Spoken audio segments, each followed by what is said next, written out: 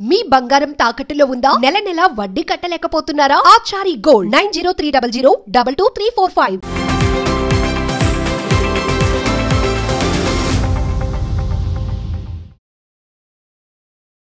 నమస్తే, welcome to Magnet TV. నేను Aditya. BJP MP Etela Rajender నిన్న అధికారుల ముందు హాజరవడం జరిగింది. కాళేశ్వరానికి సంబంధించినటువంటి నోటీసులు ఏదైతే ఉన్నాయో అందులో భాగంగా మరి ఈరోజు కేటీఆర్ కూడా విదేశీ పర్యటన ముగించుకొని హైదరాబాద్ రావడం జరిగింది. మరోవైపు కవిత లెటరు. ఇలా చూసుకుంటూ పోతే తెలంగాణ రాజకీయాల్లో చాలానే జరుగుతున్నాయి అనిపిస్తుంది. అసలు ఓవరాల్గా అసలు తెలంగాణ రాజకీయాలు ఎటుపోతున్నాయి, అసలు ఏం జరుగుతుందో తెలుసుకునే ప్రయత్నం చేద్దాం. ప్రస్తుతానికి మనతో పాటు ఉన్నారు టాలీవుడ్ ప్రముఖ నిర్మాత చిట్టిబాబు గారు. సార్ అడిగి తెలుసుకున్నాం. సార్ నమస్కారం. సార్ నమస్తే. ఈటెల రాజేందర్ గారు కాళేశ్వరం విషయంలో అధికారుల ముందు హాజరయ్యారు. ఆయన చెప్పాల్సినటువంటి వర్షన్ చెప్పారు. నేను జస్ట్ ఆర్థిక మంత్రి మాత్రమే, కథంతా ఆయనే నడిపారంటగా చెప్పారు. అంటే అసలు కాళేశ్వర విషయంలో తప్పు జరిగిందని నేను ఒప్పుకున్నారా? ఏంటి అసలు ఎలా చూడొచ్చు దాన్ని? ఏం తప్పు జరిగింది? ఇప్పుడు వాళ్ళు చెప్పే మాటలు కాంగ్రెస్ 100 కోట్లు దాంట్లో తినేశారు అంటున్నారు. అసలు ప్రాజెక్ట్ కాస్ట్ ఎంత? 90 కోట్లు, 90,000 కోట్లు. దాంట్లో 1,00,000 కోట్లు తినేశారంటే ఎక్కడ మాటది?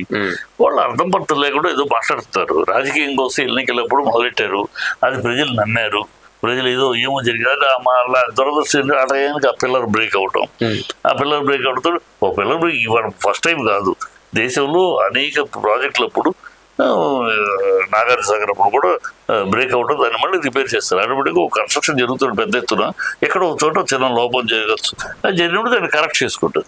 దాంతో ప్రాజెక్టు మొత్తమే వేస్ట్ అయిపోయింది. మన నీళ్ళన్నీ ఎక్కడి నుంచి వచ్చినాయి? కాళేశ్వరం నుంచి కాదు.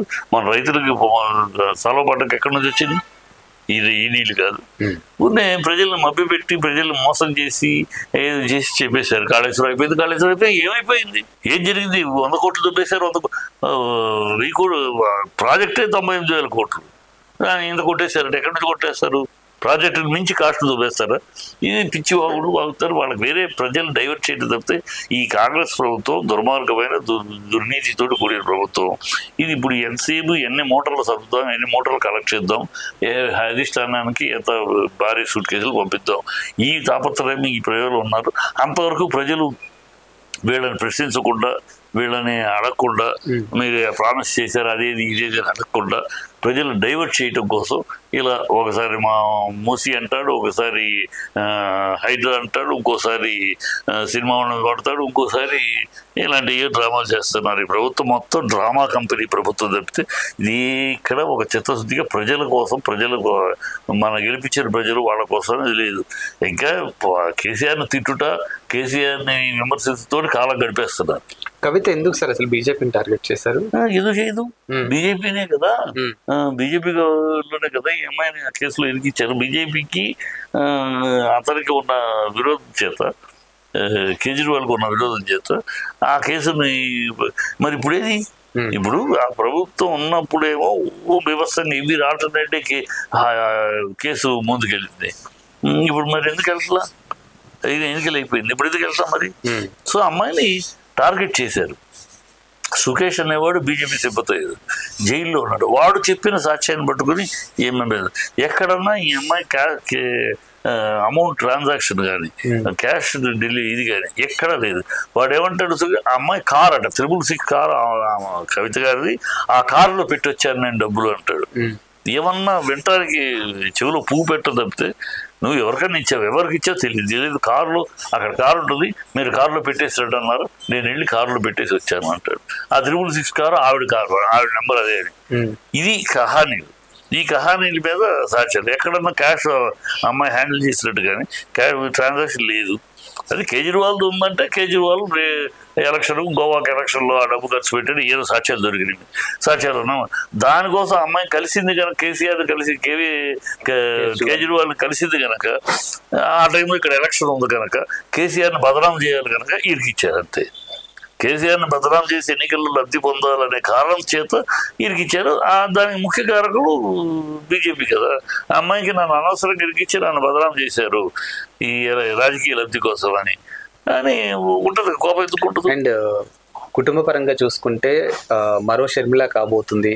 అక్కడ జగన్ గారి మీద షర్మిల గారు ఏ విధంగా ఫైట్ చేస్తారు, ఇప్పుడు కేటీఆర్ మీద కవిత ఫైట్ చేయబోతున్నారంటే తెలుస్తుంది. ఎవరు చెప్పారు? ఎక్కడో వినిపిస్తూనే ఉంది కదా sir. Social media social media కాదు సార్. దౌర్భాగ్యం. ఆ అమ్మాయి ఎక్కడన్నా అందా? ఆ అమ్మాయి ఎక్కడన్నా తన నోటితోటి వాళ్ళ అన్నయ్యని కానీ నాన్నని కానీ అందా? ఎందుకు ఇండైరెక్ట్ గా ట్వీట్లు చేస్తే సరిపోతుంది అనే మాట మాట్లాడారు కదా. తన కార్యకర్తలు అందా మాట. కార్యకర్తలు ట్వీట్లు చేశారు, కార్యకర్తలు అంతే. ఒక కేటీఆర్ అనేది ట్వీట్లు చేస్తే గ్రీక్ వీరుడు కానీ లేకపోతే కోవట్లు కానీ ఎవరు వీళ్ళెవరు ఇందుకొద్దు గ్రీక్ వీరుడు కేటీఆర్ ఏం మాట్లాడతారు మీరు అన్నమాట? మీరు అన్వయించేసేసి సోషల్ మీడియా ఇష్టానికి వచ్చినట్టు ఆవిడ కేటీఆర్ అందా అని నాన్ సెన్స్. ఆవిడ అమ్మాయి దెయ్యాలంది, కేటీఆర్ కోవట్లు అన్నారు. పదం తేడా, అర్థం అదే. దెయ్యాలంటే ఆయన చుట్టూ దెయ్యాలు ఉన్నంటే మనకు తెలియని దొంగలు ఉన్నారని, కేటీఆర్ అన్నది కోవట్లు మనకు తెలియని దొంగలు ఉంటారని. వాళ్ళని పసిగట్టాలని అమ్మాయి అంతే, అదే ఆయన అన్నాడు. ఆవిడ అంటది సీతక్క మీద చాలా విలువ ఉంది, సీతక్క కూడా తయారైంది. ఇప్పుడు నాన్నగారి హయాంలో పనిచేయడం నాకు ఇష్టమే అంటే మరి మిగతా వాళ్ళ హయాంలో పనిచేయడం ఇష్టం లేదనే కదా. అది ఏం మాట అండి? ఆయన బతుకుండా ఇంకో వాళ్ళ హయాం అనే మాట ఎందుకు వస్తుంది? మరి ఎందుకు వరంగల్ సభలో ఓన్లీ కేటీఆర్ ఫోటోలు కేసీఆర్ ఫోటోలు హైలైట్ అయ్యాయి? ఎందుకు ప్రభుత్వం ప్రెసిడెంట్, ఆయన అధినాయకుడు, ఈయన యాక్టింగ్ ప్రెసిడెంట్, వాళ్ళ ఫోటోలు పెట్టారు. మిగతా అందరు పెడితే అందరు నాయకుడు ఫోటోలు పెడతారా? అట్లీస్ట్ హరీష్ రావు గారి ఎందుకు పెట్టాలి? హరీష్ రావు పెడితే కవిత పెట్టాలి, కవిత పెడితే ముఖ్య నాయకుడు పెట్టాలి, అందరూ పెట్టాలి. ఓన్లీ అధ్యక్షుడు, యాక్టింగ్ ప్రెసిడెంట్ పెట్టారు. ఏ పార్టీకైనా అంతే. ఇవాళ మోడీ గారు ప్రోగ్రాం జరుగుతుంది, మోడీ గారు అమిత్ షా పెడతారు, మిగతా రాజ్నాథ్ సింగ్, మిగతా 10 మంది నిర్మలా అందరు పెడతారా? ఎందుకు పెట్టలేదంటే ఏ పార్టీ అయినా అధ్యక్షుడు, ఒకే అధ్యక్షుడు కూడా పెడతారు, వాళ్ళ సింబల్ వాళ్ళ జెండాలు పెడతారు. ఇక్కడ అధ్యక్షుడు, యాక్టింగ్ ప్రెసిడెంట్ కూడా ఆయన కనుక 2 ఫోటోలు పెట్టారు. మిగతా ఫోటోలు పెట్టలేదు. మీకేదో అర్థం కాక, అర్థం చేసుకోలేక, విశ్లేషణ తెలియక ఏదో గాలితనంగా మాట్లాడితే ఎట్టది? అదే ఏదో ఒకటి మనం ఒకరితో ఎతికి దానిలో కోడిగడ్డ మీద ఎటుకలు పెరిగి అమ్మాయి ఎక్కడన్నా ఉందా? మా నాన్న దేవుడే అంది. మా నాన్న దేవుడు, ఆయన చుట్టూ వెనకాల కొన్ని దెయ్యాలు ఉన్నాయి, వాటిలో ఏది పారేయన్నాడు. కేటీఆర్ కోవట్లు ఉన్నారు, తీసేయాలన్నాడు. కోవట్లు దెయ్యాలు తేడా ఉంది. ఏమైతే భాషలో దెయ్యం ఉందా? అమ్మందరి భాషలో అంటే మనకి ఇంట్లో శత్రువులు ఉన్నారు, మన ఇంట్లోనే మా 4 గోడల మధ్య మనకు శత్రువులు ఉన్నారు అనేది కామన్ మాట.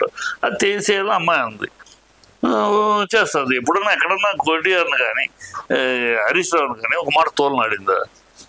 ఎవరు ఏదో అంటే కేటీఆర్ ట్వీట్లు చేశారంటే ట్వీట్ తన కార్యకర్తలు అంతాయి. కార్యకర్తలతో మనం మీటింగ్లో కూడా చెప్పింది. ట్వీట్లు చేసుకుంటాం కాదు, కార్యకర్తలు కలవాలి. సరే, ఇప్పుడు విచారణకి కేసీఆర్ హాజరవుతారంటారా? హాజరవడు నా ఉద్దేశం. అయితే లేదంటే వాళ్ళు ఏం చేస్తారో, హాజరవకపోతే అప్పుడు కోర్టుకి వాళ్ళు ఏం తెచ్చుకుంటారో, అరెస్ట్ చేస్తారో చేయలేదు. అరెస్ట్ చేసి వాళ్ళ పతనానికి వాళ్ళు పునాదులు వేసుకుంటారా కాంగ్రెస్? కేసీఆర్ గారి అరెస్ట్ అనేది ఇప్పుడు బీఆర్ఎస్ కే ఫేవర్ అయ్యే ఛాన్సెస్ ఉందంటారా? అసలు అరెస్ట్ చేయటం ప్రజలకి వాళ్ళు తెలుసు. ప్రజలు ఆయన అరెస్ట్ చేస్తే ప్రజలు వీధుల్లోకి వస్తారు. అంత తప్పుడు పని రేవంత్ ఇప్పుడు ఉన్న పరిస్థితుల్లో ఇవన్నీ చేసే పరిస్థితులు లేడు. మా రేవంత్ అదే ఏదో మెప్పించాలని చూస్తున్నాడు. తనను ఎప్పుడు దిగిపోతాడో తెలియదు, రేవంత్ రెడ్డిని ఎప్పుడు దింపేస్తుందో అది తెలీదు. ఈ లోపల ఏదో చేసేయాలని తాపత్రయపడుతున్నాడు. అతను అంత ఈజీ కాదు. 10 ఏళ్ళు సీఎం చేసిన మనిషిని అరెస్ట్ చేయడం అంటే గవర్నర్ పర్మిషను అన్ని కావాలి. అంత ఈజీగా తప్పని వెళ్ళి నన్ను తీసుకురాలేదు కదా. ఈ ప్రభుత్వం అంత దారుణం చేయదలిస్తే వాళ్ళ పతనానికి పునాదులు వేసుకున్నట్టే. Thank you sir.